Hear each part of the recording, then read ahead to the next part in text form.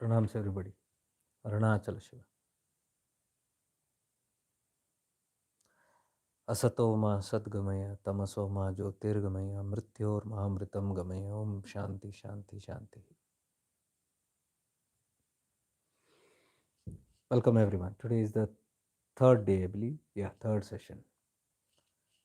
So third session to Arunachala Ramana Chintanam. We have not yet come fully to Bhagavan Ramana, but we are understanding the Mahima and the glory of this place, Tirunamalai Arunachala Hill. So by understanding the glory and greatness of this hill, we will understand why we are being drawn so deeply to this hill called Arunachala. Before knowing why we are pulled so deeply towards Arunachala, if you just look at the Charitra, Jivan Charitra life of Bhagavan Ramana, it explains things very, very deeply. Bhagavan Ramana played a very important role and is playing a very important role in bringing us the information of Shiva. As yesterday and day before yesterday, we discussed that without the knowledge, without the proper understanding, the consciousness cannot be known, the consciousness that does not speak, the consciousness that is there in the state of Paravani, pure consciousness, pure silence. Pure silence is the ultimate, the purest form. But when impurity comes, that we, the ego, impurities, this impurity cannot understand that purity, so we need a mediator. That mediator is called as Guru Tatwa. Guru Tatwa, we understood yesterday, is not limited or confined to a person, but life itself is the Guru. Consciousness itself is the Guru, and in anything and everything which the consciousness brims contains the Guru Tatwa. So basically, wherever consciousness is, there the Guru Tattva also has to be with it. Means everything that has consciousness, and there is nothing that doesn't have consciousness. So everything has the Guru Tattva. Provided we are awakened and provided we are deeply aware and conscious of this Tattva, because by this Tattva only we can learn the deep mysteries of pure silence and what lies beyond that silence, what lies beyond what we can perceive, can be only understood through the Guru Tattva. So that Guru Tattva is essentially what we are talking here about, Arunachala Tattva. Arunachala, this pure hill, represents the Guru Tattva. It is also known as the Skanda. The hill is referred to as Skanda. You can see we are talking about details from the Skanda Purana. Skanda is Murugan, who is denoted as the son of Shiva. Murugan or Subramanya or Kartikeya, many names he has. So Skanda Purana, it's all about Skanda. Tirunamalai is all about Skanda, Murugan. The hill is all about Murugan, Skanda, Kartikeya. This is so fortunate. I never even dreamt of this thing that when we started 3 days back, today I was just curiously looking because I saw some post on Facebook, Kartika Deepam. I said, yeah, this is Kartika Deepam time. So I looked at the dates and I was amazed to see that it started day before yesterday, and that is exactly the date we started this whole session. So we are actually doing this in the Kartika Masam. Kartika festival, Kartika Deepam is one of the greatest grandeur festival of Arunachala because it celebrates Kartikeya, Murugan, the son of Shiva. So we are in the right frame, right time, when right now in Tirunamalai, great celebrations are going from the past 3 days. It began 3 days back and it will continue till 4th December, where that 4th December is the Purnima, the full moon day, and that is considered to be the day of Kartika Deepam. Deepam means light, Jyoti. It symbolizes the same thing what we are talking. So this Kartika Deepam is the time when this light is worshipped. The whole attention goes to this light. This is the time when the Shiva appeared as light, and that is exactly the chapter we have today. Yesterday we understood the significance of the hill, the significance of a linga, Shiva linga, which is so subtle. It is not the grass linga what we're talking about, a sukshma. It's the first form that appears. Yesterday we went in depth with that. Those who did not attend it can refer to the recording of yesterday. It's all there. This is all there, come under the playlist of Arunachala, Ramana, Chintana. You'll find all these in that place. So I'm glad it's going by sequence. We are understanding the hill, the glory of the hill. So yesterday we understood the Shiva and Shakti aspects of Ardhanareshwara. That happened, that is the place. Tiruvannamalai, Arunachala is the place of Ardhanareshwara, where because Parvati unites with Shiva, which is symbolized as the marriage of Parvati and Shiva. The marriage symbolizes, but deeply I explained microcosm and macrocosm. If you go into the macrocosm, all these stories unfold to reveal to you the deep mysteries of the microcosm. So, mature and advanced seekers actually go within and they look into the microcosm of what all these stories represent. They have deep, deep mysticism towards it. So, that's how I began my journey also. I had no idea about this, but I had a deep pull and I knew it is something more than what it is at all times. Something more than uh, we see, all the stories and all that. It's something more than that. So I wanted to know what is this about. And with so many sessions that I sat there in meditation on Arunachala Hill, many things started unfolding. And many of it came through insights. That's why I say many of the things I say you might not find it in books. So they are my personal revelations, which I share deeply because it gave me profound experiences. And I realized the stories and the inner connection. So that only I started connecting and talking as the microcosm and macrocosm, the inner world and the outer world. So I talk more about the inner world, how we can make use of the outer world. Anything and everything from the outer world we take and we internalize it. Like I told you yesterday, I keep on telling this all my life. I'll keep on saying that everything outside is to bring you inside. I will never agree to it that outside is the end. When people say Guru outside is the end, or the scripture outside is the end, the idol outside is the end, the hill outside is the end, or Kailasha outside is the end, or anything outside is the end, it's not true. All the outside must lead you to your inside, because inside is the truth. We come from the in, we come out, we get stuck in the out. That is Maya, illusion, delusions. And the outside is so powerful, the delusions. In that delusion, the consciousness appears as Guru Tatwa and takes us, puts us back. That, listen carefully, that Tatwa which turns you inward from the outside is Murugan, Kartikeya. Everything is consciousness, Shiva. Everything is consciousness outside. But in the consciousness only, the Maya is built, right? Maya has come out from consciousness only. So Maya is not actually just Maya, it's myth or something like that. It's a part of the play, it's a part of that consciousness only. But one can get caught up in the reflections. So that one doesn't get caught up in the reflection, the Murugan Tattva is active also in that consciousness, which I call as the Guru Tattva, I call as awareness. The Murugan Tattva. So that shields us from being lost in the outside. So Murugan Tattva is very, very powerful and very, very prominent. It is needed in our lives. Murugan. That is why you go to Tamil Nadu, they worship Murugan as God. Even Shiva is more than Shiva, Murugan is worshipped. The South is for this. I will go in detail about why the South is this. One is this hill, this holy hill, Skanda. The hill of Skanda it is. See, that is why on top you can see Skandashram. Bhagavan Ramana's ashram where he lived on top, that is also named as Skandashram. And this whole uh, mysticism is there in Skanda Purana, mentioned about Skanda Purana. That is why Bhagavan Ramana also was known as the Avatara of Skanda.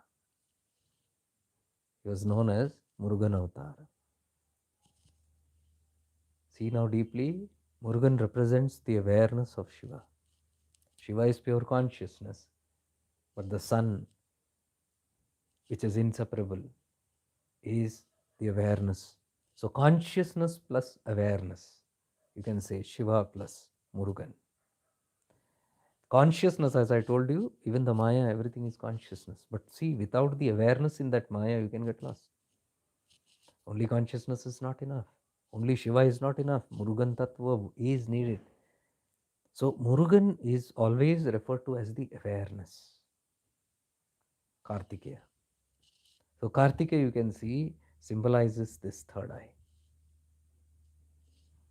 You know how Kartikeya was born, the story? He was born out of the third eye of Shiva.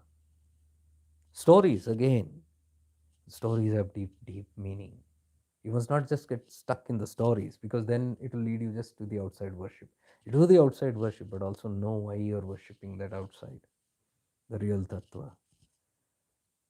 So you must have heard about Tarkasura, the demon that harassed the three worlds, and Shiva was in deep penance at that time because Sati had just died. So he was completely withdrawn, and Tarkasura thought that now this is his time. And that is the time when Shiva, because he is in deep meditation, and Tarkasura had the boon that he can be only killed by the son of Shiva. And there is no Sati. Sati is not there. Shiva is in deep penance. So Tarkasura had taken this boon by wit or cunningness, because he knew that Shiva cannot produce now because Sati is not there and he is withdrawn completely. So that's how he. Now, this Tarkasura and all these stories which are there, this is the ego. Asura. Asura means ego. All types of egos. Ego has infinite forms. So Tarkasura is one of the form. It cannot be killed. It keeps dodging. You can see all the asuras always taking boons from gods and even Shiva, and they have some conditions attached to it. Very cunning conditions attached, fine prints, so that they can escape death, because all the asuras want to be immortal. They want to live forever. Ego always wants to live forever. The ego in us never wants to die. That is why we want to always exist in some or the other form. If you tell the deep seekers of realizations, of liberation, what are they looking for? They say self-realization. What is self-realization? Liberation. What is liberation? If you tell them the meaning that it is the destruction of the I, you won't exist after that. Most of them lose their interest, because they say, what will happen after that? What is there to happen? There is no one there to see it happen or make it happen. You mean I really won't exist as even this or that? Then you tell there is absolutely no existence, they lose interest in self-realization. That is the indication of how the ego wants to survive, it wants to thrive, even it wants to become glorified, it wants to become divine, it wants to become even self-realized, it wants to become liberated and experience that liberation, you know, or demonstrate that liberation or self-realization, and it derives the pleasure in that existence. Do you see? That's ego.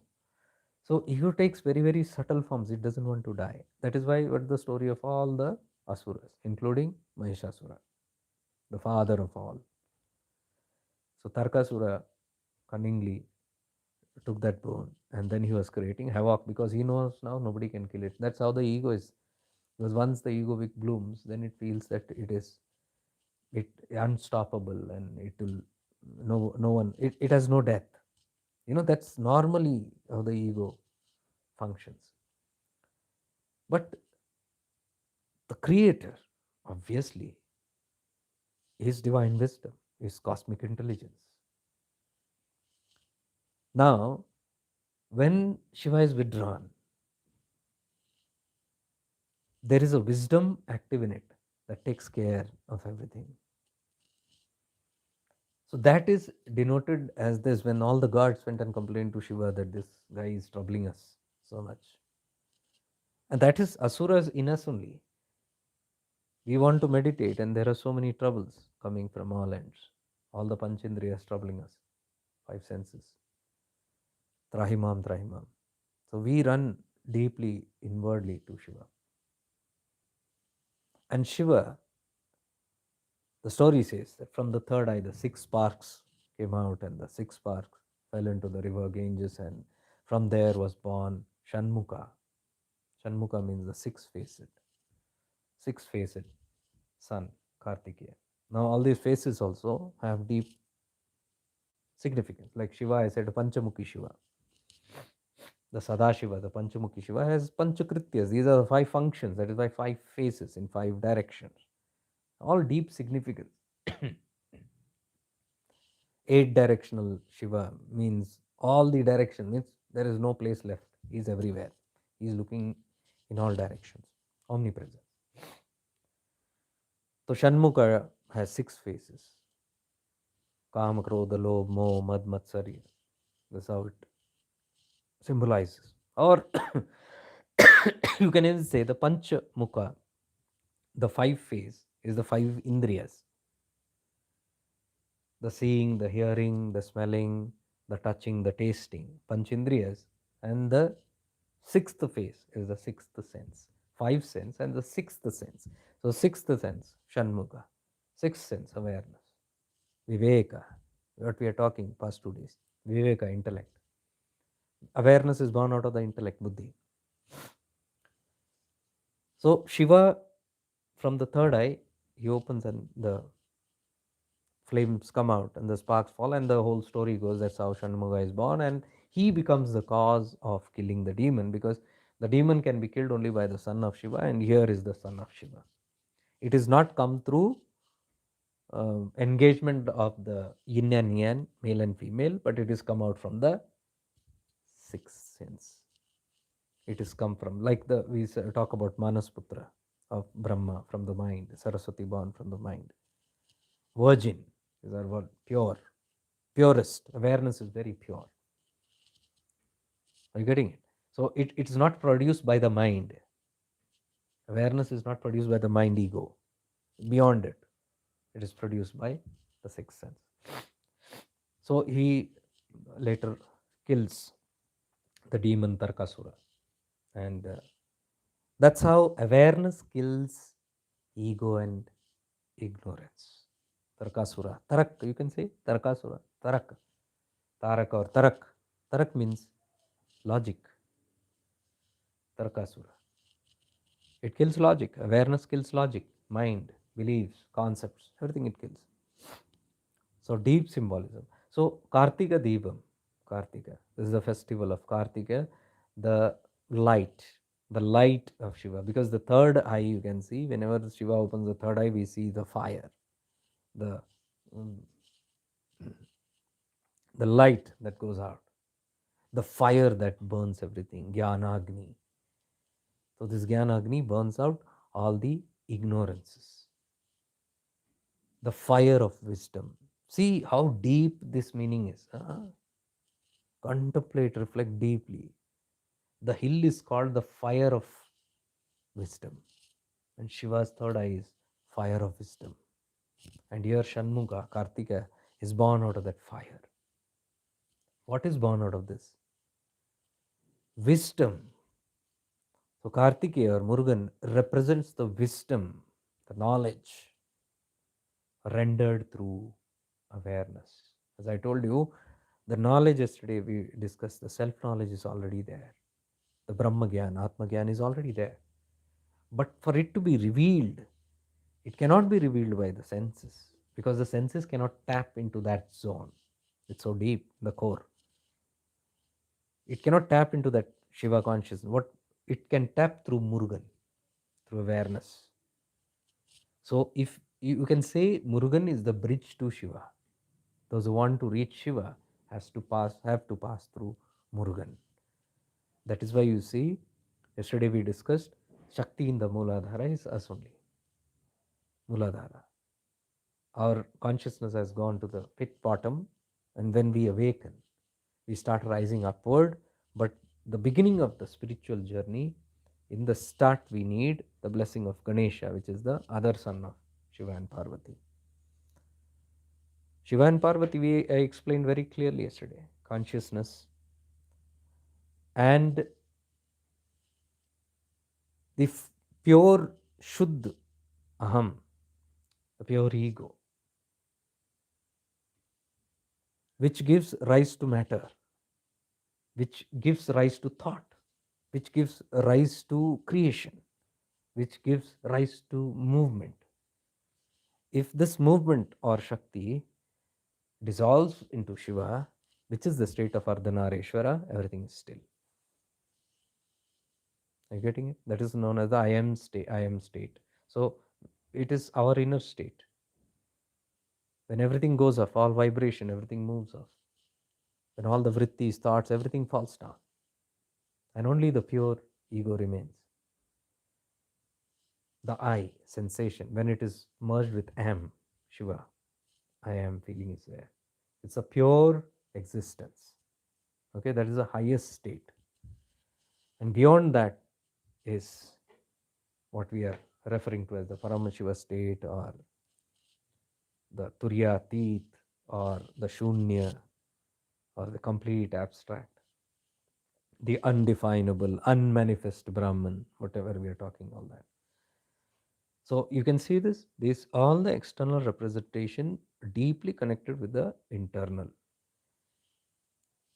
In the start, our journey begins with the outside, but slowly as we evolve by the grace of Shiva, you start realizing this. It is mentioned here in this I was reading. Without the grace of Shiva, you cannot know this, the depth of the secrets of these things. So until the grace of Shiva illumines, awakens us, we cannot have a thirst for Advaita Vasana. That is why Avadut Gita, verse number 1 says, Ishvara Kripa Advaita Vasanam, or Advaita Vasanam Ishvara Kripa. It is only due to the grace of God that you can have deep yearning to understand Advaita. What we are talking is all pure Advaita. Okay, so this represents the Kartikeya festival, represents Kartikeya, Shanmukha. It also symbolizes the first Jyoti, which illuminated the creation, which brought forth the creation, the first of the creation. The first was light, then the sound, and from the sound, Akshara, the vowels, consonants all came out. The first sound was Om, Akhand. Okay, Om is a pure, unconditional love. It's one Akhand, it's not yet broken. So that Omkara is there in every being. Every structure, every atom, there is an Omkara, the unbroken. So you can say all these bits and pieces of the whole creation, when they put together, it's one Omkara. But that only then gets separated into vowels and consonants, Akshara. Then, according to the sounds, the manifestations. As the sound, so the matter, atomic configurations, according to that, the matter is created. That is exactly the Sri Vidya. The Bindu is where exactly the spark, the first sound, the Omkara, the Bindu, that point, that dot. That dot is the beginning of light, where light sparks. In the entire darkness, one spark, where that spark begins, is the center of the whole creation. That is known as the Hridayakasha. In the Chidakasha, that's Hridayakasha. That Hridayakasha only Bhagavan Ramana is referring to as the heart center, the center of my being. Now, what I talked about is macrocosm, the whole Chidakasha and one dot appearing there. And that dot of light is known as Shiva, the first Jyoti. And that dot, where it happened, is believed to be Arunachala, that point where the whole creation began. That is why the whole symbolism and significance is directed towards Arunachala as the beginning and the end of all creation.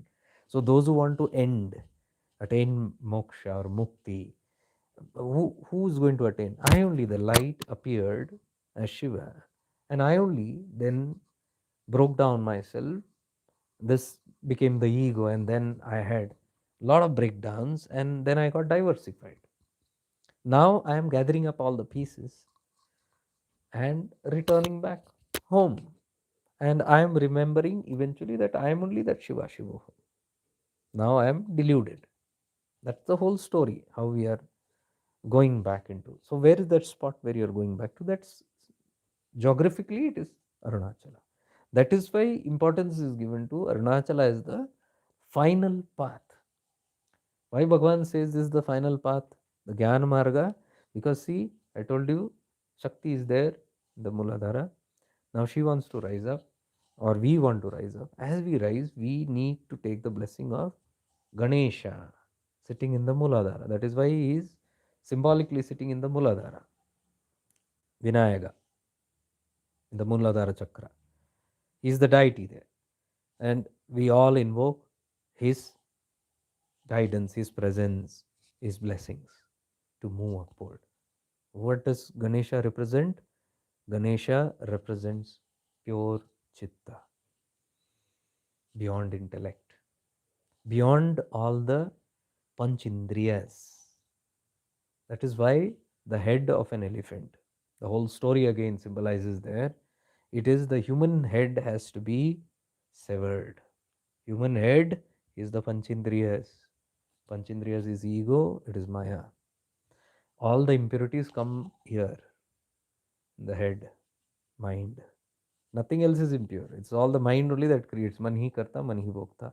So until we have a pure mind, that means a purified, which is gone beyond the five senses, we can't attain that, or we can't have a good direction because the indriyas will always take you outside.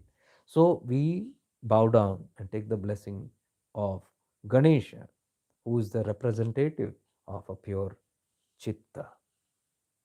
He has no human head, the elephant head, which doesn't have the human ego.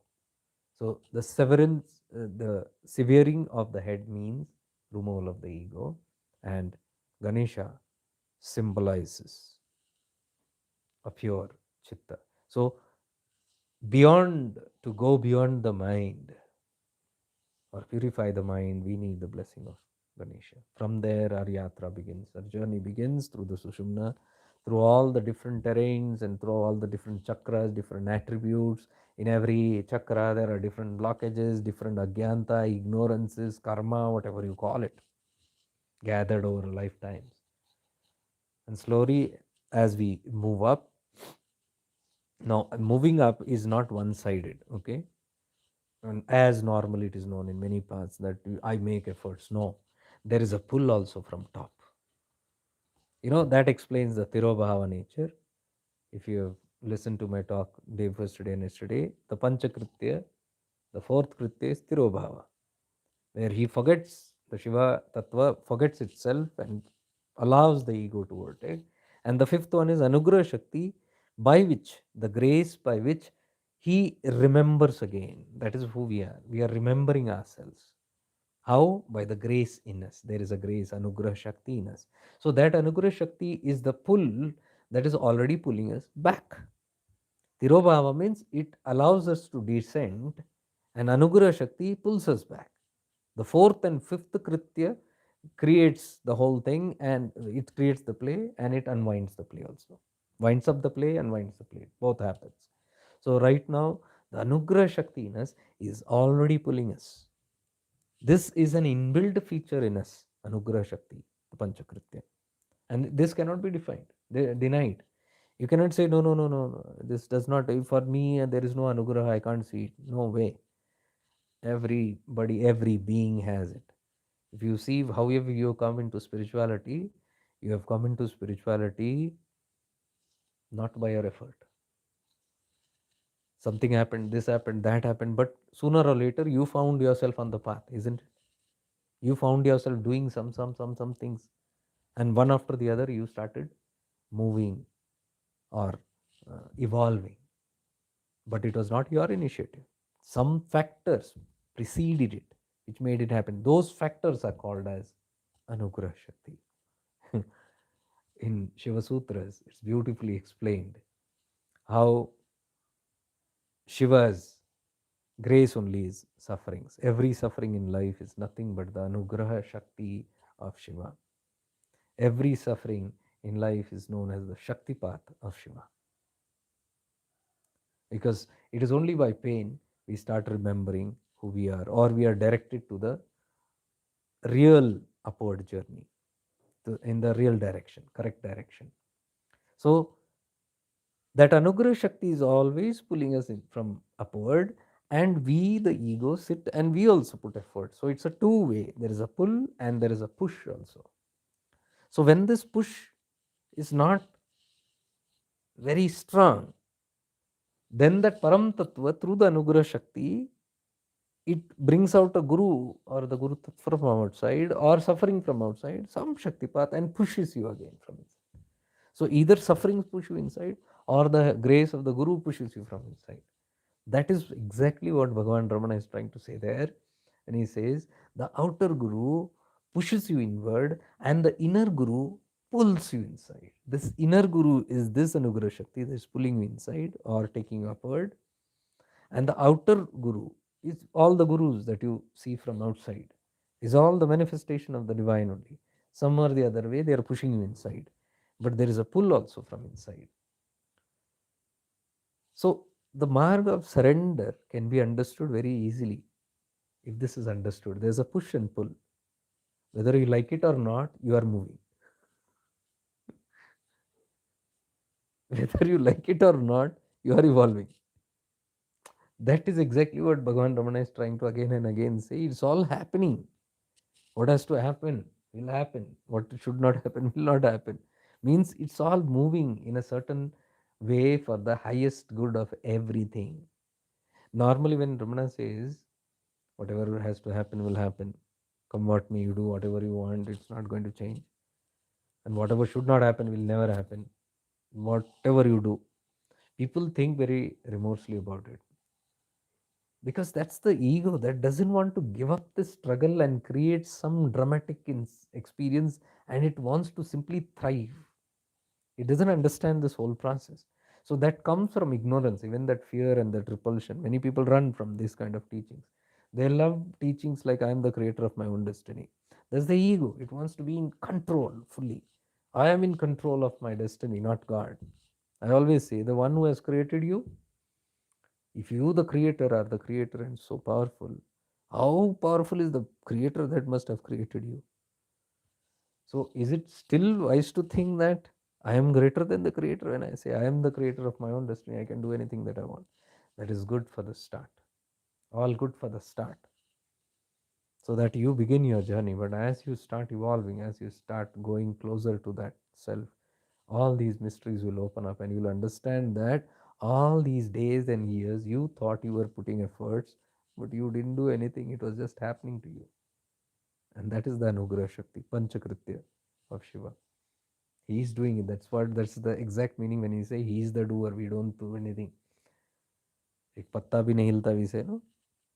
बिना उसकी मर्जी के एक पत्ता भी नहीं हिलता. Not a leaf also moves without. It's that whole part of the whole dramatic thing that's happening. So the path of surrender cannot come by force. It comes by realization of these truths. When you realize by experience, when you hit your hand and feet 1,000 times and try to make things go your way. In the start, it all goes, but at one point, you'll realize not everything goes your way.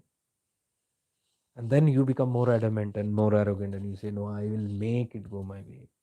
And then you come to really understand that you cannot find that divine will with your free will. Free will is very little in front of the divine will. Everything is running in a divine order, everything is ascending in a divine order, and it has its own way. We cannot induce our free will. The day we understand that, surrender happens. From that point, surrender is easy.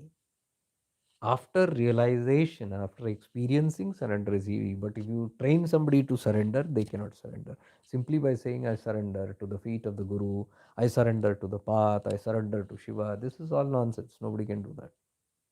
It's all simply cooked up stories. You look very deeply. You might say, but we can't do it. The very next moment, you will see again you are doing what you want to do. The surrender is not there. So it cannot come by training, it should come by this realization. So Ganapati and Kartikeya is sitting here. Shiva is here, Kartikeya is here, Muladhara, Ganapati is Sthan, and Shakti rising, that is we ourselves. And when Shakti comes here, she is asking the Devi Kalotra questions. How can I merge with you here? Now, here, the opening of wisdom, this is the Agya Chakra. You have to pass through all the chakras, from the Muladhara to Swadhisthana to Manipuraka, from there to Anahata, from there to Vishuddhi, and from here you come to this Agya Chakra to meet Sahasrara, that is Shiva.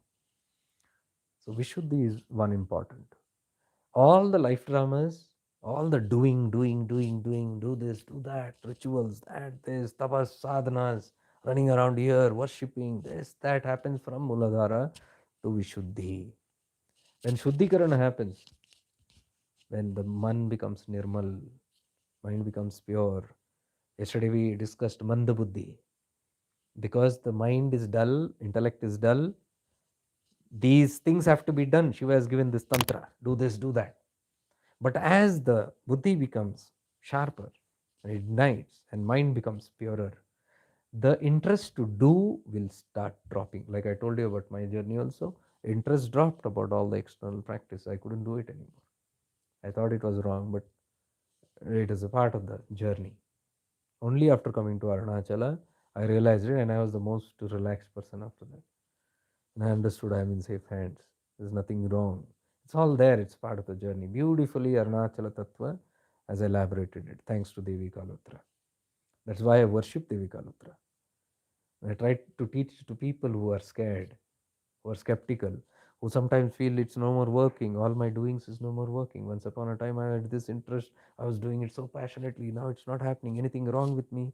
Something has gone wrong. I have gone back on my path. I say, don't worry, you're not gone anywhere wrong.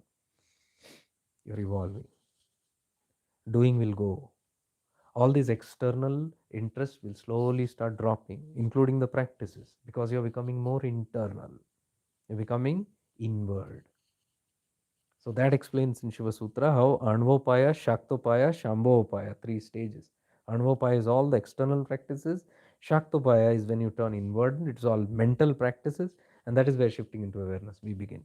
We begin from there, not Anvopaya. And from there we go to Shambhovapaya, the third level, which is even giving up that doing, even in the mind, what we are doing. That comes only when the mind gets purified by the blessings of Ganapati, like him. That Chitta Shuddhi happens. Purified intellect, like Ganesha is. So we worship Ganesha. We are done in last Ganesh Chaturthi, this webinar, right? On the actual Tatwa of Ganapati. So we have basically done Kartikeya, we have done Lord Shiva, we have done Shakti, we have done Ganapati, and this is the family. This is the family that is us. I, the consciousness, I, the ego, I, my intellect, and I, my purified mind. I, my impure mind and purified mind. That's all that is there. See, all the tattvas are here. Shiva is the pure consciousness, and then you have the Anandamaya Kosha, that is the Shakti, that is manifesting as something. And then you have the Viveka, Jnanamaya Kosha, that is the Kartikeya. And then you have the Mana, the purified mind when it is, that's Ganapati.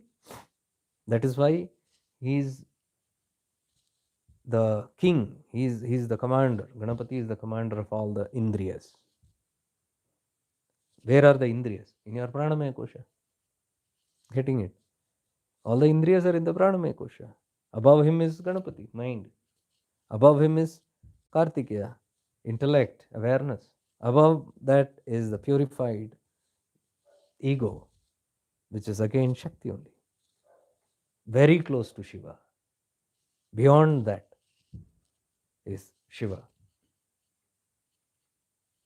Body is just the product, the instrument of the whole play. The whole play, this cosmos play, comes out in that. So this was very deeply simplified. Again, these are not in the books, these are my deep revelations, which when I meditated on Arunachala, it happened. So you can link this with it if you can relate with it. And yeah, we were talking about Kartikeya festival. That's the holy mountain is today, in this moment, celebrated in that fashion. First, the light of Shiva that manifested. I was talking in the Chidakasha, one dot, one spark. That spark with the sound. I told you lightning and thunder, best example. Where there is light, light happens due to the implosion, and it has to create a sound. That sound is, when it is not broken, it is the Omkara, and that sound reverberates in the whole creation. And then you can say the split Akshara. That's the Mahameru. From the Bindu, it has come down till the Bhupur. So our journey is to a triangular journey. Sri Vidya is what? It's annihilating everything and moving upward. As you move upward, you are becoming thinner. You give up, you wind up. Everything goes. By the time you are coming to the Trikona, by the time you are near the Bindu, you have nothing. And that is exactly the journey of the Kundalini Shakti, which is Shakti, Ma Shakti, Uma. She rises, and as she's cleaning, purifying, everything is going, the Bindu, coming to the Bindu. Now you can understand your body as the Mahameru. In Advaita Sri Vidya, what we do, the Bindu is meditated as here, and your thighs, where you sit, that is the Bhupur. You become like the, Trikon. You become the Mahameru. That exactly how it is. As we keep on purifying, and the Shakti rises till here. Now the Shakti is risen till here, and here it is asking Shiva, how can I? Till here it has put effort. It is not talking anything there. It is doing tapas. That is the whole significance of Parvati doing tapas. Yesterday I talked that she did tapas in Kanchipuram. We'll go a little more deeper into that place also today and tomorrow. Kanchipuram, how she did tapas, and from there she came to Tiruvannamalai, Arunachala, and that was her final tapas, where she meditated on Shiva, and the last forces attacked. That is the Mahishasura, the ego. So when we also come very close to Arunachala, that is the self, when we are meditating very close, all these forces will attack. You will see it. It's not easy as you come closer. Then you need to invoke. That is where the Durga Shapsati, the whole thing begins, where Mahaparvati is invoking her inner counterpart of Durga, and she is protected. The Mahishasura is killed there, and then she is able to unite with Shiva. This happened in Arunachala. All those who have come for the retreats, we have been to the, not all the batches we could go, but latest batch which we came, we could go to that spot where Ma did her tapas.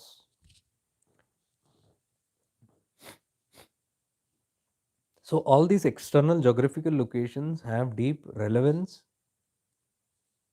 but if you are only outward, then yes, there is grace in that.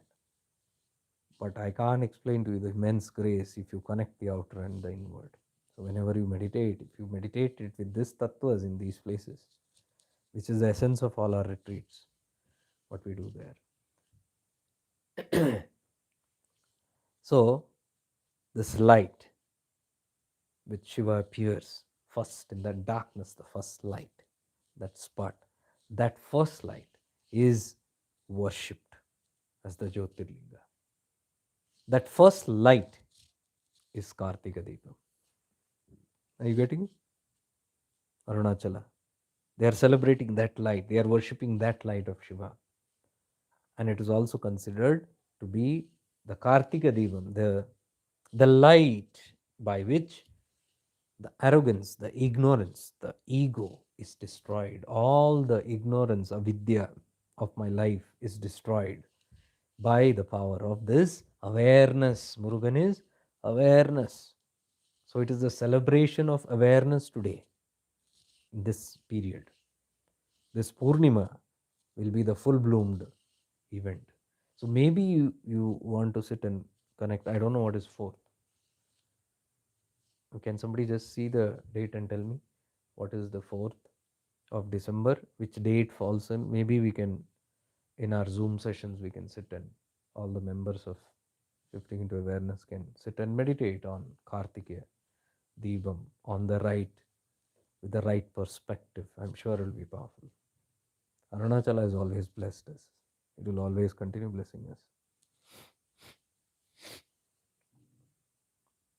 So that is the Mahima of this hill.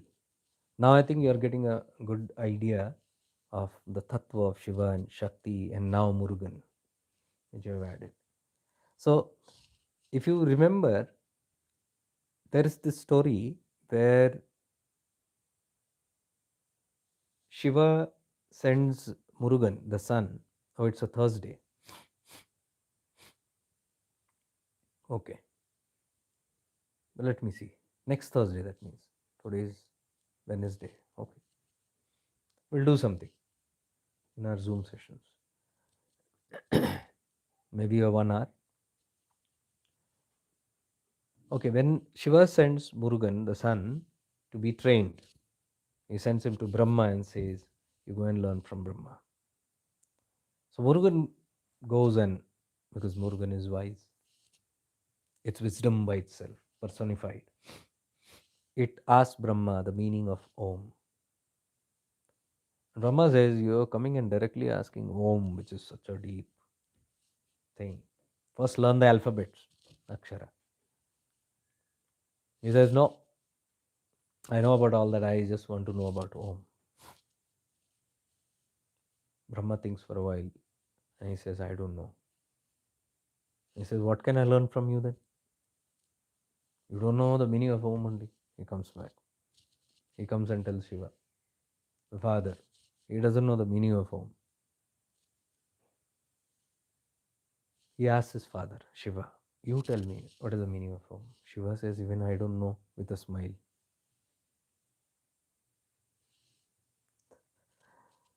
Then Shiva says, who knows? Kartikeya says, I know. You know it? The meaning of Om, Pranava? Yes, I know it. Then you must tell me. Shiva, the father, is asking the son, you must tell me the meaning of the secrets of Om, Pranava. And Kartikeya says, I can tell you, but it cannot be told like this, right? You're my father, I'm your son. You're sitting up there, I'm sitting down. Whoever imparts knowledge is the Guru, and it comes from up to down. It cannot flow otherwise. So I cannot like this casually tell you because of our positions. And Shiva says, no way, you are going to teach me this. That signifies the humility again of Shiva. He says, you don't worry, I'll put you on a high pedestal. And that is where you see the posters or images of Kartikeya being lifted, Murugan being lifted on the shoulder of Shiva. He's sitting here and he's telling, now you're higher than me. So you're like my Guru, now tell me the meaning of Om.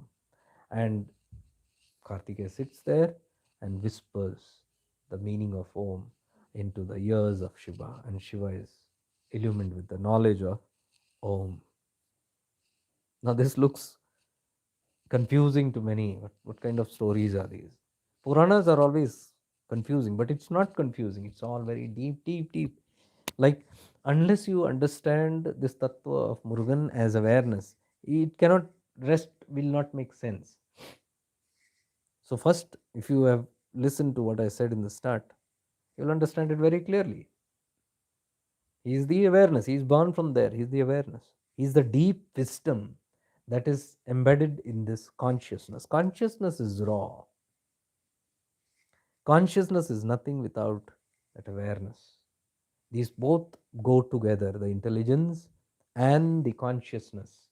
This intelligence only is known as the knowledge of the self.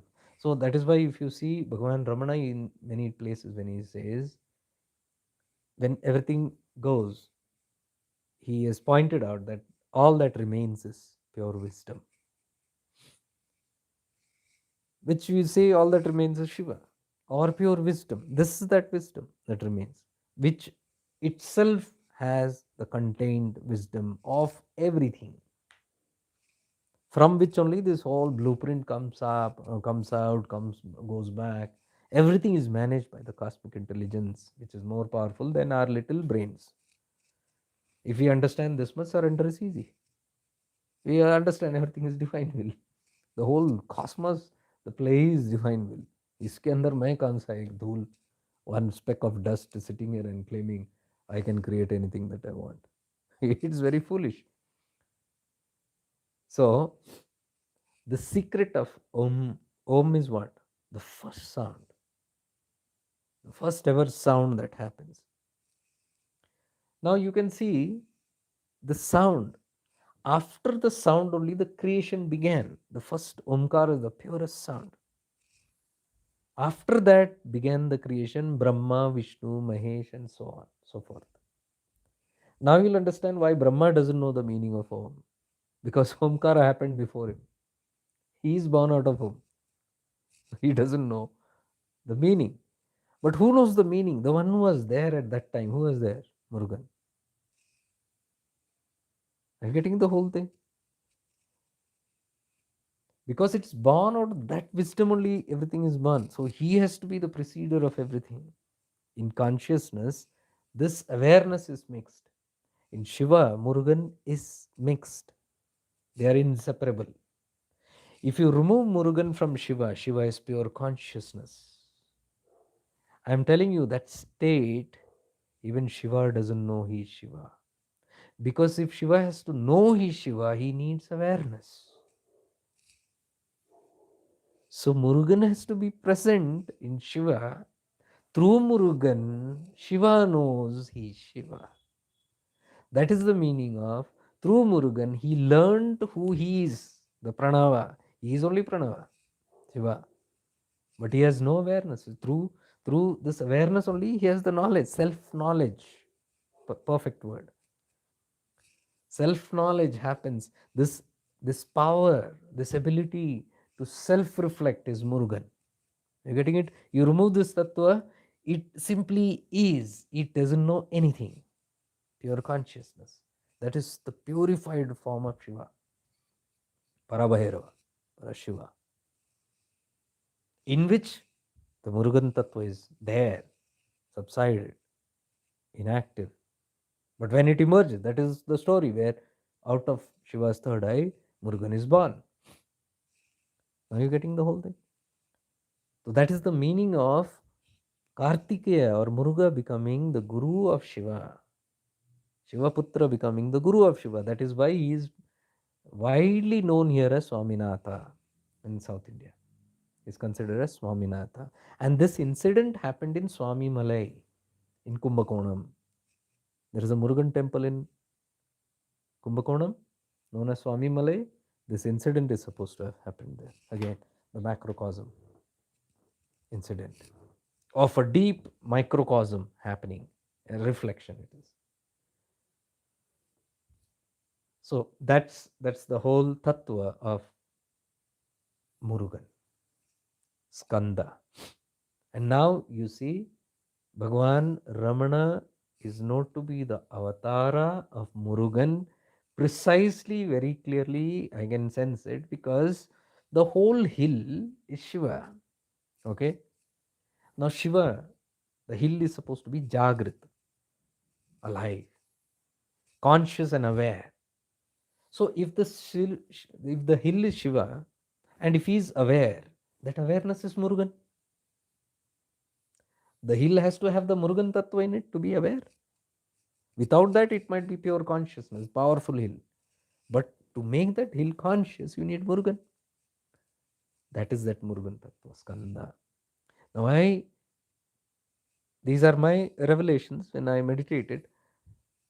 Why Ramana is referred to in some cases as the avatar of Murugan. Some of his disciples called him as Murugan Avatara. Very precisely, I can see it why.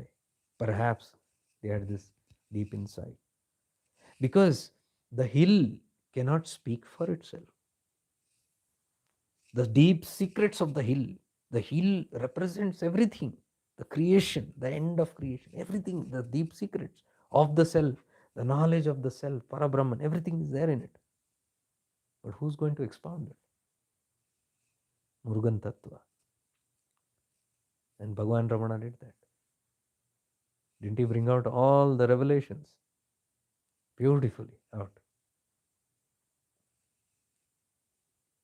Now you can understand when I say how he was the chosen instrument, why I call Bhagavan Ramana as the voice of Shiva. See the whole play, the Leela. Somebody is born in Tirukuri, a boy is born, and he grows up, and at a certain period of time, events happen in such a way that he's pulled like a magnet towards this place, and even he doesn't know. Divine will. Now, since he is a very ripe soul, he doesn't fight. Bhagavan Ramana, and he is 16 years old, when he gets this pull and all, he doesn't fight. He is going with the flow. Because he is a very mature soul. In his previous lifetime, obviously, he must have done all that. So, as he goes with the pull, the divine will makes this incident happen that it attracts this boy there, and over a period of time does what it has to do on this boy, on this human body. It's the human ego which is purifying. That's the tapas that you can see. Bhagavan Ramana's on this hill. So many years he spent. Once he came there, he never left that place because he had no will of his own. He used to say, "Thy will be done. It's your will." And what is that thy will? That thy will was cleansing him again, preparing him with something. And when the time came, Bhagavan started interacting against his will again. In the start, he said, "I didn't want to," because he thought, "I want to be in isolation." So he went up the hill and he stayed in many caves all over his life for many years. And at one period, he found that people are flocking to him and he is unable to be let alone. Then he found himself answering to the queries of people coming with many scriptures, and then he answering. Ramana has not read any scriptures. As I told you yesterday, he has read only the Bible and the Peripuranam. That's all that he knows.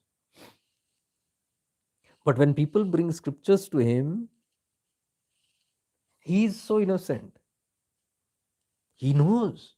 He knows everything in and out. It's you can say, if somebody says one line of the scripture, he can say the rest. He can conclude what is there in that, because this knowledge is not bookish knowledge. Ramana has touched that space where the Atmagyan is there. By the grace of Arunachala, by his father's cleansing purification, the knowledge opened up, and now he knows. He just knows. He doesn't know how. He knows. So that knowledge is contained within him. So when anybody is coming with any kind of questions, he is easily answering them. And sometimes when people point out that about something from the Vedas or Upanishads, he says, "How come it's there?" Means it is like a child saying, "Oh, it is already there in the book, which I know." It's as good as a child saying, "Who wrote it there? What I know."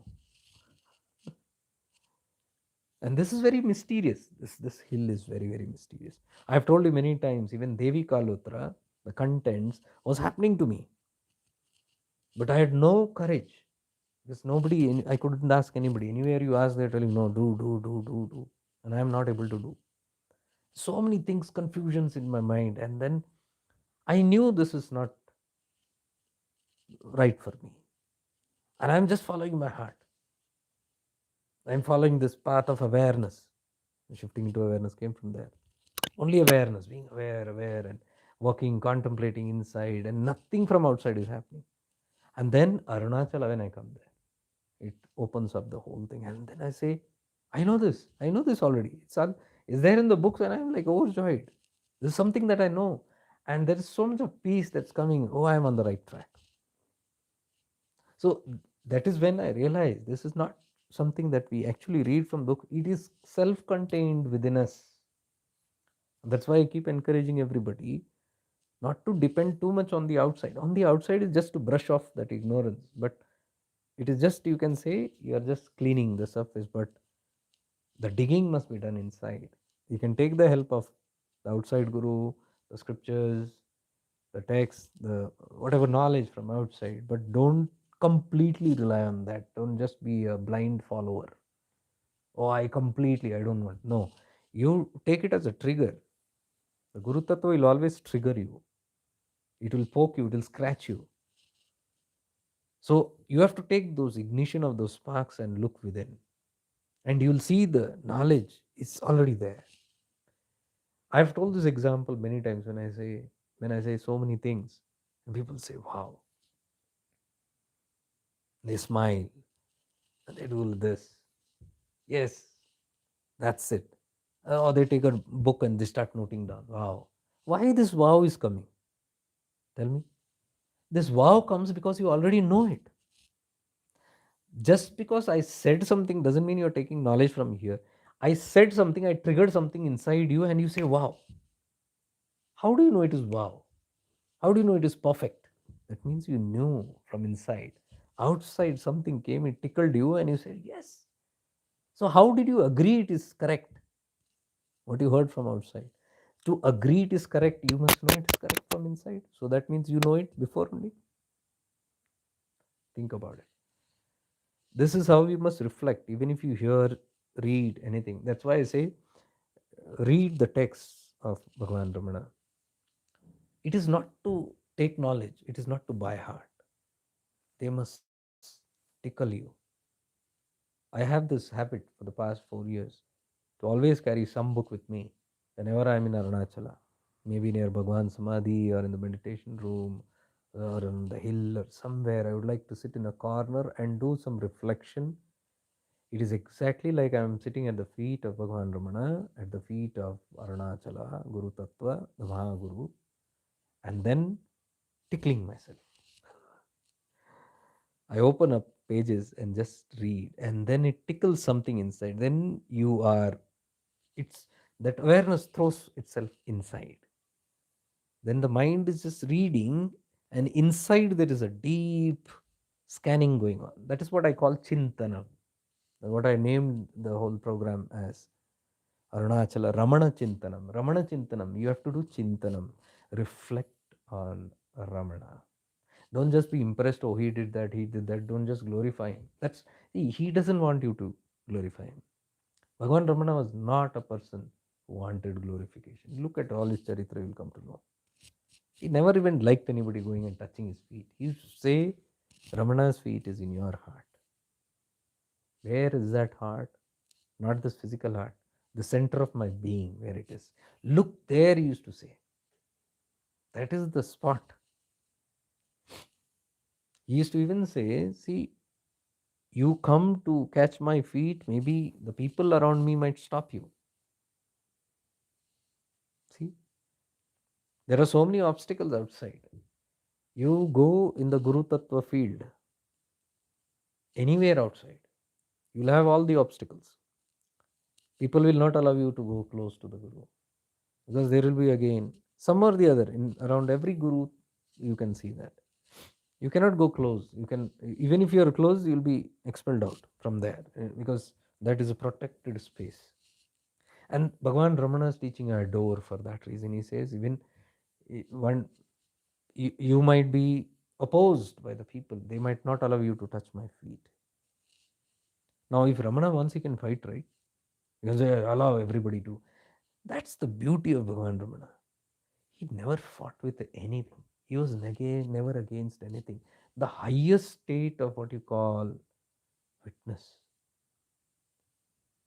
Even in many of the texts that I am reading, he did not even oppose the management of the ashram. Whoever was the adhikari there, who was running, he respected it. He never interfered. He never took this side or that side. That's the beauty. That's the deep sign of detachment, Vairagya. How you're there but not there, not involved in anything. What what else example can we understand? His state of Vairagya, his state of detachment from everything, yet lovingly there, yet lovingly a part of the whole thing. He following the rules also. When the bell rang for bhojan, for the prasadam, for the food, whatever he was talking, whenever he was talking, he'll stop. He'll say, time, let's go have food and then come back. Because the adhikaris will not give food then. Bhiksha, he used to call that bhiksha. Those who are doing the bhiksha, timely, discipline at the right time. Because everything has to be managed in a proper. So he is cooperating there. He never opposed anything, anybody. I've read so many stories to you, right? From the many books. I was presuming to do that in these series. And till whenever by His grace, till whenever these sessions go, I will come out with many, many books and stories, because you can reflect and you can be awed and mesmerized by this divine figure. That's the greatest inspiration that we can have on the path. The one who lived his talk. Every word that you utter, his teachings, you can look at his life, you will see him living that teaching. That's why I'm mesmerized about Bhagavan Ramana. A divine incarnation on earth, a walking God on earth, you can say. So he never opposed.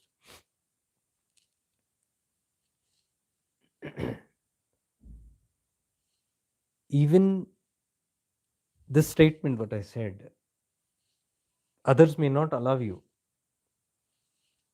So what is he telling? He's telling he's coming to the point straight. He's not meddling with that. Should I allow people to come and touch my? That is not the point. He's not sitting there to get his feet worshipped or him adored or garlanded. He's sitting there as a reflection, telling that Bhagavana is there right in your heart. The Guru is right in your heart. All who go to him as the Guru is simply telling the Guru is not outside. The Guru is yourself. God, Guru, and self are same. So he's telling, I reside in your heart as you, as the self. Look there. I've explained this many times where many Mahatmas talk about this. It is because if you see the whole Chidakasha from where the one light comes,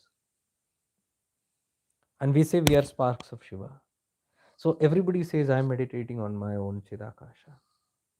I go inside and I find that Akasha within me, that space, that Atman, and that point from where I come and I go. That's the whole study of who am I. Self inquiry is to go to that point where the I emerges out and the I collapses. So, to find that point through deep introspection that cannot come by thought, mind cannot be used.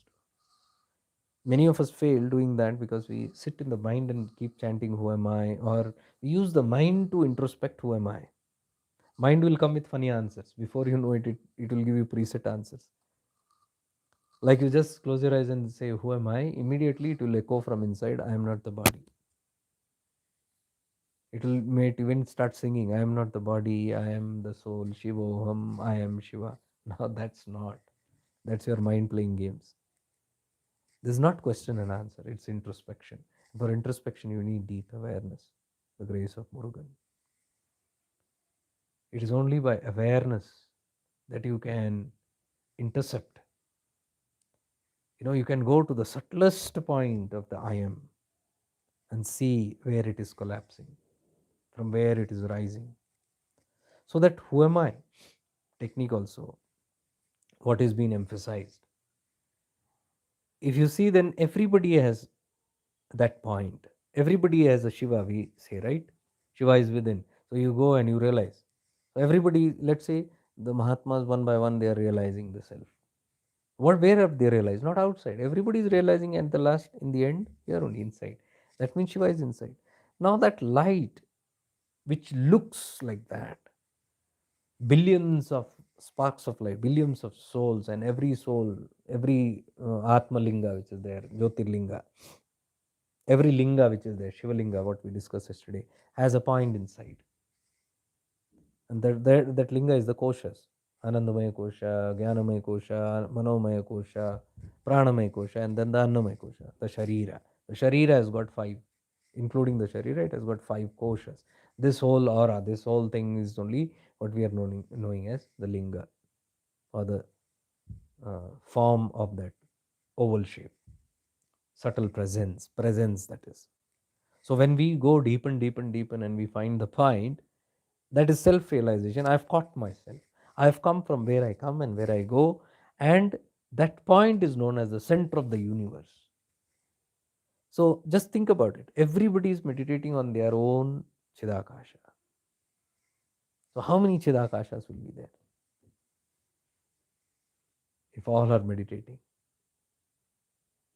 The beauty is that point which we call as a center point of the universe, which I realize inside is a common point. We all end up in the same common point. You can say it's a holographic effect. From one point, all the spread. So many souls are, multiplied, you can say, like the broken mirrors. You enter into any soul, it has to come to this point. I'm just giving an example. Let's say this is Chidakasha, and this is the heart of Shiva. Chidakasha is known Hridayakasha. Hridayakasha is known as the heart of Shiva, Shiva which is infinite. So all the billions and trillions and countless souls, wherever they are sitting, wherever they are, when they connect to their inner, they come to this common point. From here only the whole Srishti is born. From this point, you understand when Bhagavan is telling, I am seated in your heart as you. Because when Bhagavan is moving to that point, he came from there and he goes there. Now, where he goes is the point from where we come out and where we will go. It is not a different point. It is the same point where we go at night and in the morning we wake up. The same entry, same Chidakash, same spot, just we are not aware there. That's all. A Jnani is a person who is aware whether they are out or in, wherever they are, whichever state, they are aware. A Jnani means one who doesn't know. That is why we don't know where we come from, where we go. When we come into the Jagrita, we are just in the ego bubble, and that ego bubble is catching all the outside projection, and that's called Maya, illusion. So it feels this is the reality because it's not fully awakened in all the three states of consciousness. Yesterday we discussed that. Bhairavi, the state of being aware in Jagrut, Sushupti, and Swapna, all the three states of consciousness equally is uninterrupted awareness, and Bhairavi is known as the uninterrupted awareness. So Bhairavi, the goddess which you look outside, symbolizes this awareness, deeply aware, all three states. Means you are, that state is known as already realized, completely illumined state. So that's the power of this hill, and that's why we refer to this hill as Murugan.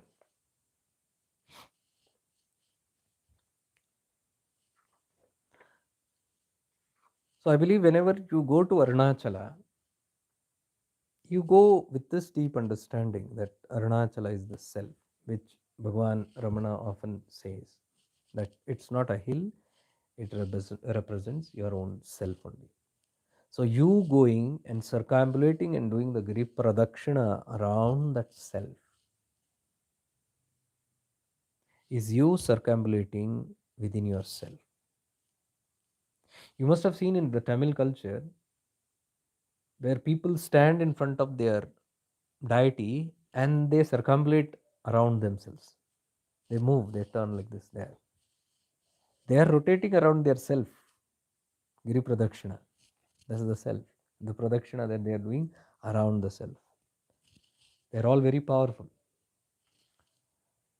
The outer helps in this. You see in the South Indian tradition or in the Indian culture, very deep Sanatana, you can see this culture of doing pradakshina, circumambulating. You go to Ramana Samadhi also, you circumambulate. You go around the hill also, you circumambulate. Circumambulation has its own power. I have seen this very deep. When you come from outside, you cannot immediately connect. You take minimum 3 rounds in full awareness of Bhagavan Ramana Samadhi. Immediately you will get acclimatized to that power of that Samadhi. If you walk in awareness, you must walk in awareness. Bhagavan always said this, to walk in deep awareness like a pregnant queen around the hill. Pregnant queen means what? First of all, a queen. Queen walks very royally. And on top of that, a queen will not run haphazardly. Walks royally, slowly, in royal.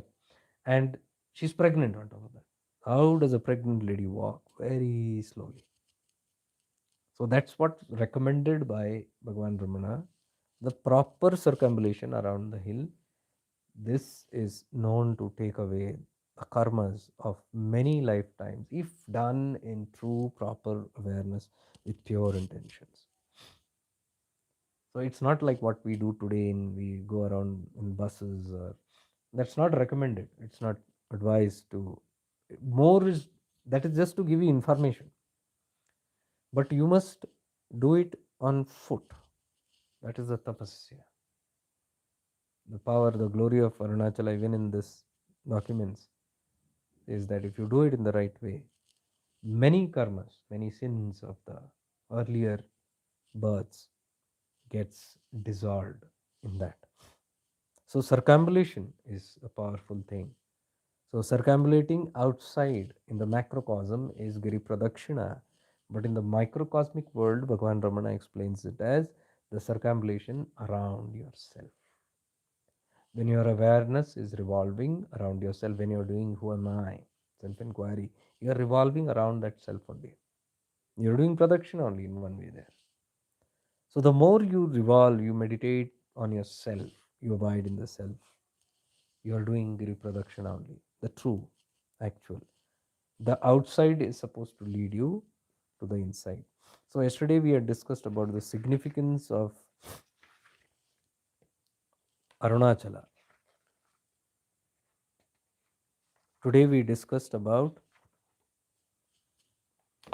the hill. Tomorrow we will discuss about the origin of the hill. How the whole story of Shiva and Brahma, Vishnu, and how they fight, and how Shiva proves to be the supreme there. And it again, it's deep significance about everything.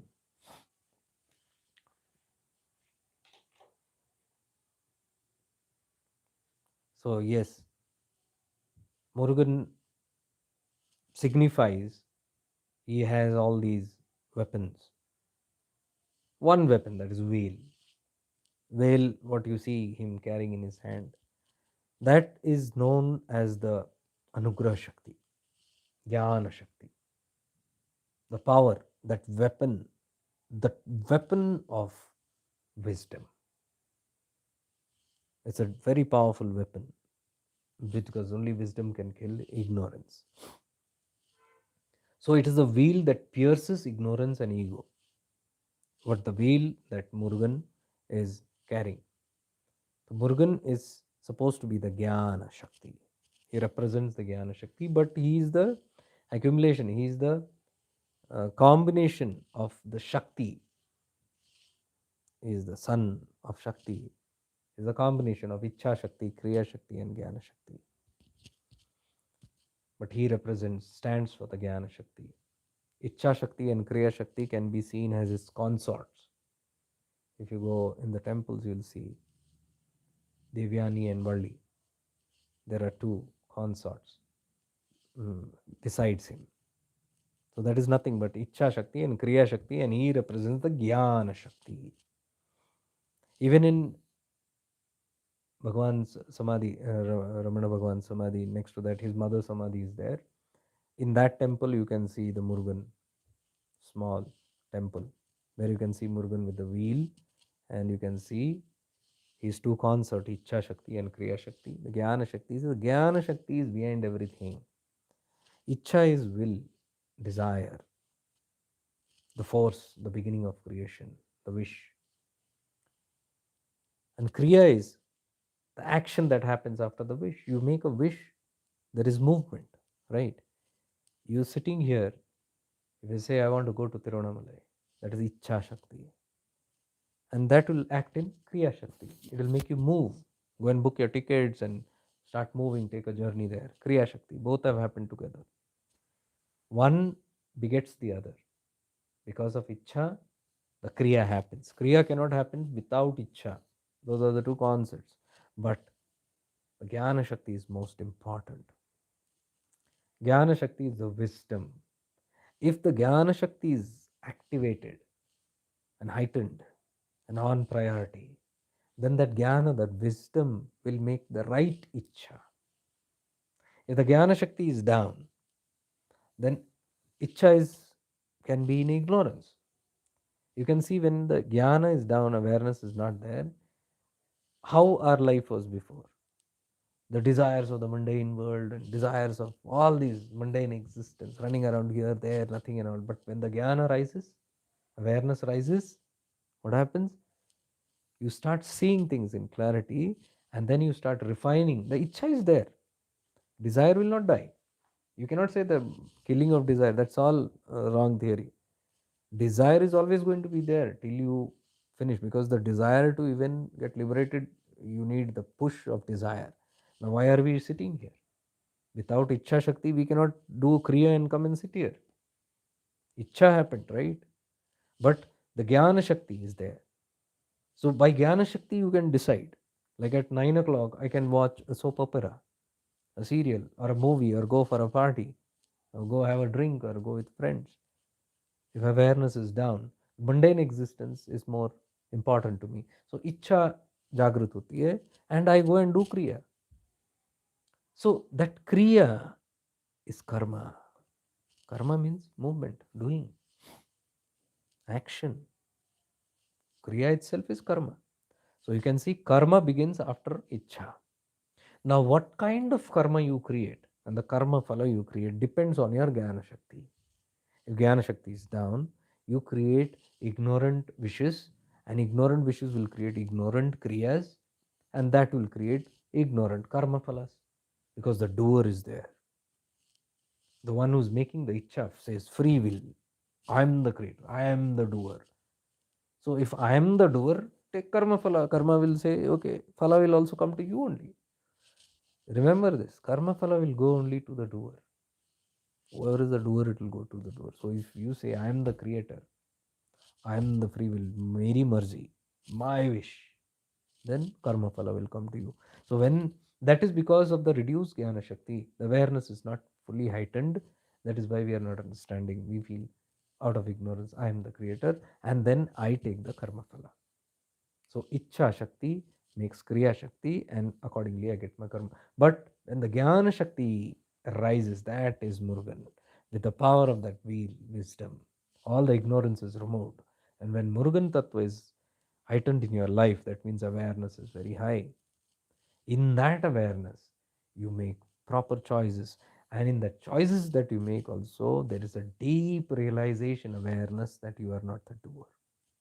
You see that things are happening to you, even the ichha is coming, rising in your mind, but you are not initiating, it's coming. So you don't take a claim and say, this is my will, I will put an action to it. You see it rising, and accordingly, as your light falls on it, the kriya starts moving. The moment you acknowledge that wish, ichha, the kriya starts happening immediately to fulfill that. So in this whole process, what's happening is, you are just seeing that things are happening out of you. That's the Jnana Shakti in you. Murugan's grace. It's allowing you to see the things are happening in you, and I am not the doer. That's very clear, because I am not initiating anything there. No free will of mine. It's a divine will. A thought is coming, divine will. A kriya is happening. So the karma phala doesn't come to me. That's what exactly Bhagavad Gita Krishna is trying to explain. I am the doer, not you, O Arjuna. You're scared because you feel you are the doer. I am doing through you. Submit to me, surrender to me. That's what the meaning is. So when can you submit? Only when your Jnana Shakti is high, when your awareness is high, you will be able to understand this. And that is Bhagavan Ramana. Through that Jnana Shakti, he is giving us the higher wisdom. So if you relate to Bhagavan Ramana at that level of Murugan, if you meditate on that level, you can understand these things even more deeper. The deeper your alignment with Murugan Tattva, the clearer the clarity you will have, the deeper you go into the mysteries of creation, of who am I. So, Icha Shakti. Now, what happens? Previously, Icha was to go into the world, now it is to rise above the world. That's what Jnana Shakti does. Previously, I want to go and create. That's exactly the force of Shakti, how Shakti comes out and creates. Icha Shakti, Kriya Shakti, Jnana Shakti, all put together is Parashakti. Are you getting it? So she has these three components. So in the start, the Icha is to create a world outside and to experience it. And that starts the creation. That's what you call Adogati, downward. The creation, samsara being created, your Meru being created. In the Sri Vidya, there are two chakras, there are two triangles. One is the Shrishti chakra and the other is the Sanghar chakra. Shrishti chakra is downward triangle, Sanghar chakra is upward triangle. Both these triangles, when they mix, it is called the Star of Davis. In Christianity, you can see that Star of Davis. The star is always in us. One moves up, one moves down. When the Icha is downward, out of ignorance, it is called the Srishti Chakra. It starts creating in the world. That is how you go into the samsara. So, all this, what you talk about, manifestations, abundance, creations, create, I am the creator, I create this and that. This is all your Srishti Chakra. It creates outside. It takes you far away from Shiva. But as a Jnana Shakti, in that also Jnana Shakti is needed. But that's a lower Jnana. Jnana are of two types. One is the lower Jnana, outside Jnana. All the Jnana of how to build these satellites and how to build all these structures and create all these mechanisms. This is also Jnana only. But that is Bhautik Jnana. That's all the worldly Jnana, materialistic Jnana. But there is a Sukshma Jnana also in us. So the Shakti, whatever, wherever it is, if it is Srishti Chakra, it creates. And that Shakti, when it goes to the Mooladhara, when it's done with it, when it's tired, that is we only, after all this creation, still we are not happy. Missing. Then we realize it's not in here, whatever we are looking outside. Then where it is, that is the awakening. Then this turns upward in the Mooladhara. Then the Sanghar Chakra, it moves upward. Sanghar means destruction. It destroys everything that you created. And it starts moving upward. Now the Jnana Shakti, the Murugan's pull it is. You see that? So as the Sanghar Chakra goes upward, your journey comes till the Vishuddhi. After this purification, a new journey begins completely inward. This is the Shambhopaya. And when it comes till here, this is where the whole wisdom is fully nourished. The full Jnana of who am I happens here. That is where Parvati is sitting here below Shiva and asking Brahmagyan. And Shiva is only telling one condition: don't shake, don't move. I shall give you Brahmagyan, but stay still, remove all fears and doubts. Remove all fears and doubts and stay still. I shall give you the Brahmagyana. There's nobody giving you. He's only telling why you're not getting the Brahmagyana is because you're not still. Because if the Shakti that comes till here, and even if she moves a little, movement means again Srishti, downward. You go downward. So he's telling that's the condition. That's us. Even if you come close, see in our meditations, we go so deep. But what something throws you out after some time? One ichha. There are many ichhas in us, subconscious, that pulls you outside. So those ichhas have to be cleaned. That is called chitta shuddhi. That is why we do tapas, sadhana, this and that, mantra japa, homams, or rituals, karma kanda, whatever we do, it's to clean these internally.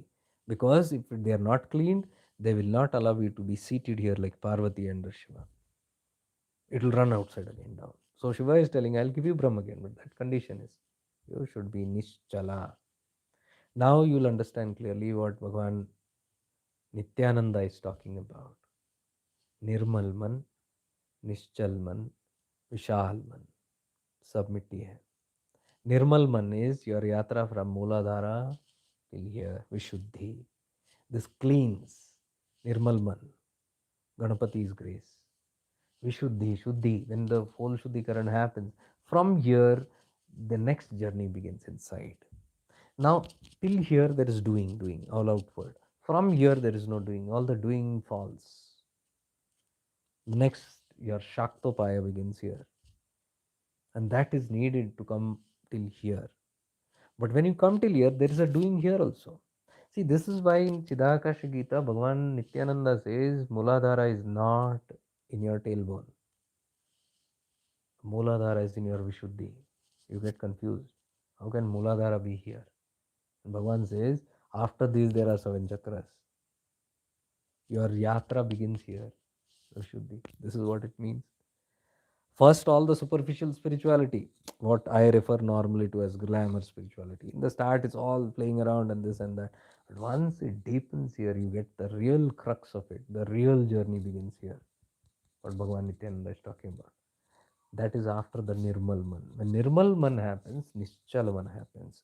With still mind, there is no interest for you to go and run around and do this worship, this sadhana, that sadhana, nothing. You just want to be quiet. You just want to be. Because the mind is now clear of all the vibrations. Vibrations is what? Ichha. Too much ichha, kriya will happen. You see? If ichha is not there, no kriya is there. No kriya means nischala.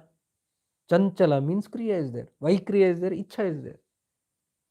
You get the whole thing? So, Nirmal Man only can lead you to Nischala Man. And Nischala, the journey from here, Nirmal, to Nischala Tattvam. Nischala Tattva is this Arunachala, Achala, Nischala, stillness. So, that is what is signified here. Stillness can happen where the wisdom blooms, full wisdom, Murugan's grace, full awareness. The Buddhi is fully illumined, Viveka is fully illumined. Now, from here to here, the real yatra. Here to here, there is no doing. You cannot do. From here to here, even you did little. From down to here, too much doing. Physical doing, outward doing. But then from here, outward dropped. From here to here, inward doing. You say, become aware inside, become more conscious, abide in the self, take inward, move inward, neti, neti. All this still effort is there, but it's more sukshma, not physical. Internal it is, Shaktopaya. But when it comes and ripens here, Shambhopaya activates. From here, it is no more doing. Even that doer has to go. That is exactly what Shiva is telling Parvati. Give up the doership. This is exactly what Ramana is telling, the final path. The Jnana Marga is the final path. Means this is the Jnana Marga. This is the opening of the wisdom. When the full wisdom opens up, that is Arunachala Tatwa. And Bhagavan Ramana is the voice of Shiva that is opening up the secrets of the path of wisdom. So Jnana Marga, people misunderstand it, thinking that it is knowledge, reading Shastras and getting Jnana from here and there. No, it is not Bahimukhi Jnana, Bahe Jnana nahi hai. It is not reading books or reading, taking notes from Guru, taking down his teachings. It's not that. Path of wisdom means this inner wisdom, what I'm saying. When all the man becomes nirmal, mind becomes pure, the self knowledge emerges, which is there inside us. And that knowledge starts revealing, who am I? There is nothing to do there. It is to be, because if you do, you'll become Chanchala. And with Chanchala, you cannot get Shiva. That is why in Sarvagyanutra and Devi Kalotra and all, you can see Bhagavan Shiva is telling, "O Devi, even one thought is samsara." At that stage, and you're completely Nischala, even one thought, even if it is a divine thought means movement. Movement means Icha. Icha means Kriya. Kriya means it will make you do something. I've told this many times. At that stage, there is nothing, not even divinity. You cannot think of anything, not even Brahma, Vishnu, Mahesh, not even my Guru or Guru Mandala. There is that. Nothing can be thought of that time. Shiva says one thought also is samsara, because it will make you do something. You might be sitting blank, and then you might say Arunachala, or you might say my Guru. What will the photo of the Guru or the image of the Guru? It will make you do something. Suddenly you might say, I will do Dandot Pranam. You were sitting still, now it made you do something. So at that point, utterly there should be no concepts, no absolute concepts. And that is what Devi Kalutra is telling. Give up all your meditations, all your Pitrutarpans, all your holy dips in the rivers, all your chakra meditation, kundalini meditation, including the meditations on the deities sitting in the chakra petals, including Vinayaka sitting in the Muladhara. Now at this point, Shiva says, give up anything. Because at this point, anything you think is a concept. It will make you move. Nothing. It should be completely conceptless. Just blankness. Be. That Achala is Arunachala. You find Shiva when you're completely still. I put a video on of Bhagavan Ramana, right? And there are many people around him. So I said, all that I see is one being not moving. They all are moving around him. You can see Ramana is sitting still, absolute still. Mesmerizing that video is. In that, even Yoganand Paramahamsaji is there, and he's shaking hands with Paul Brunton. That video. But the whole thing, you can see what he's teaching. He's Achala. He's complete. So that stage where Shiva is giving the jnana is this. Why you are not able to reach me is because you're moving. Here you're saying, how should I come here? No efforts here. It is not you. And this Bhagavan has explained a couple of times in his text and teachings that you cannot do anything there. You can come, even Nisardat Maharaj's teachings, you see, only till I amness he teaches. I amness till here. Efforts till here. After that, you just surrender and be. That's all. You get absorbed after that. You cannot decide you are merging.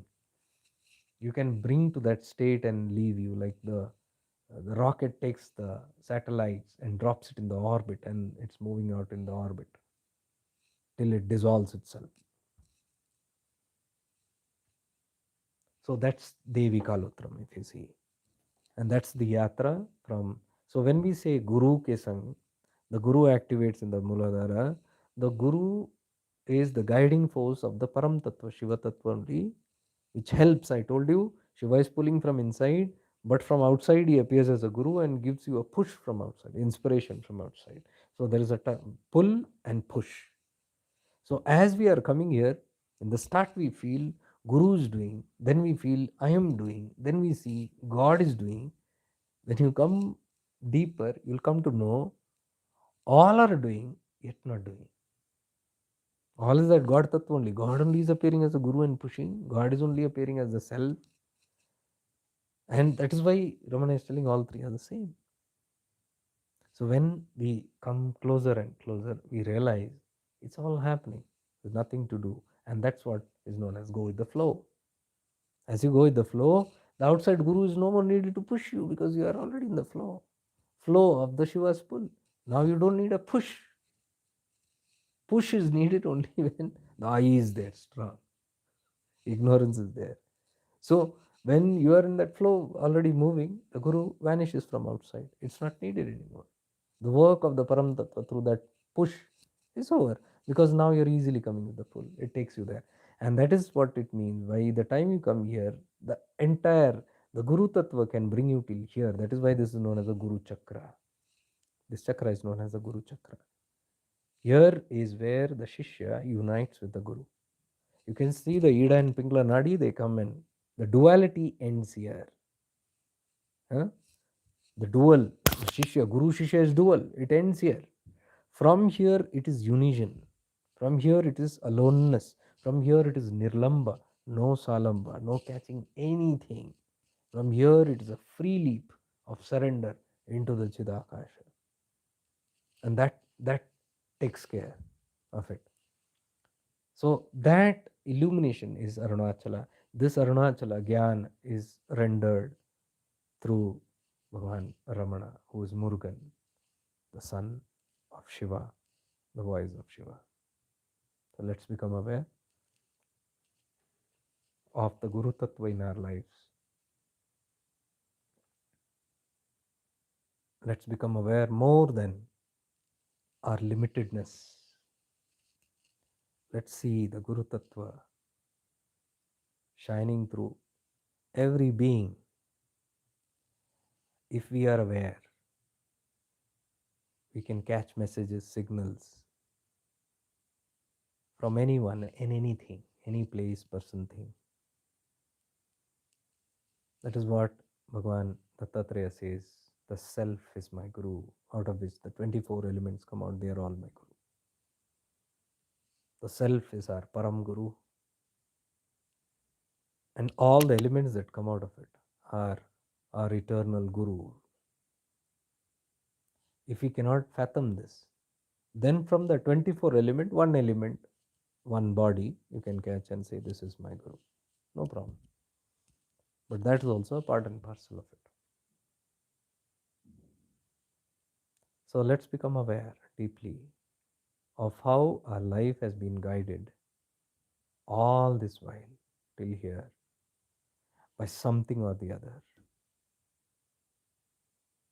When I am not aware of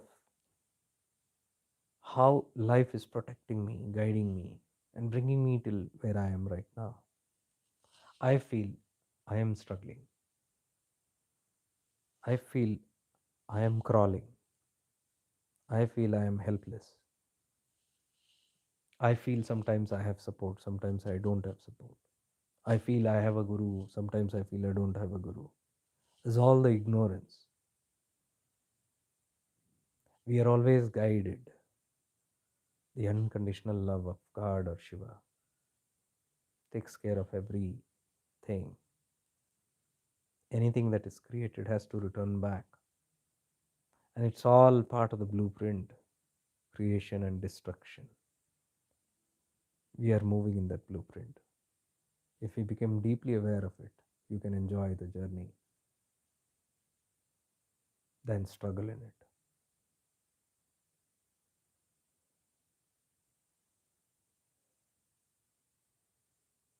Become deeply aware of the grace within us.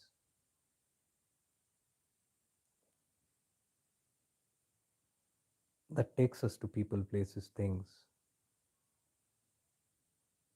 That guides us to the right thing at the right time. That has led us till here so far. Through all the ups and downs of life, even when I thought it's the end, it has never ended. Here I am sitting, safe through all those volatile incidents. Still here, still moving in the right direction. By this, we become deeply aware that something guides us.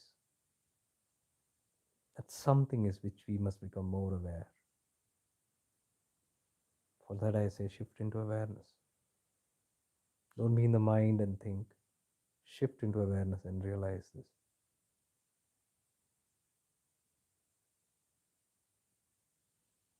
And when you are able to even feel or become conscious of this tattva in us, bow down to it, worship it, meditate on it, surrender to it, fall in love deeply with it, Be devoted to it, have deep devotion to it, and you'll see it enhancing.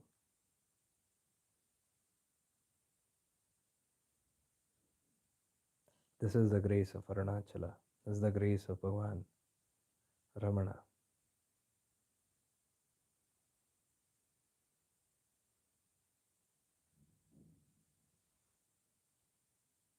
Bring your attention to the holy hill, Bhagavan Ramana's place. Externally, you might meditate on the hill, but internally, you're connected to your own self. Become aware of the hill, the living Shiva.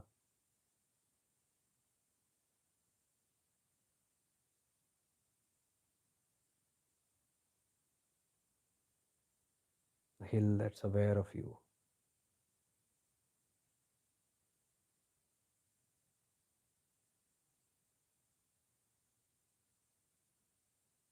Just being aware that it is aware of you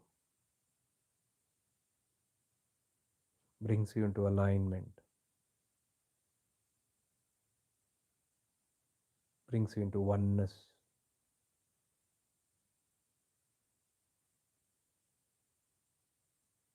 with the hill. Be one with it and experience the grace of Arunachala.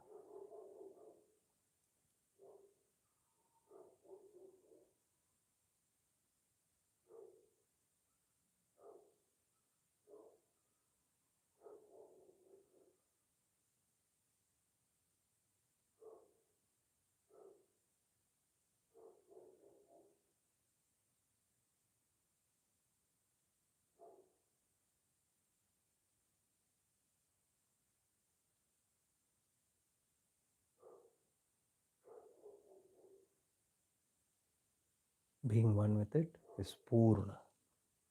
Om Purnamada Purnamidam Purnat Purnamadayachyate Purnasya Purnamadaya Purnamevavashishyate. Om Shanti Shanti Shanti. May we all be blessed.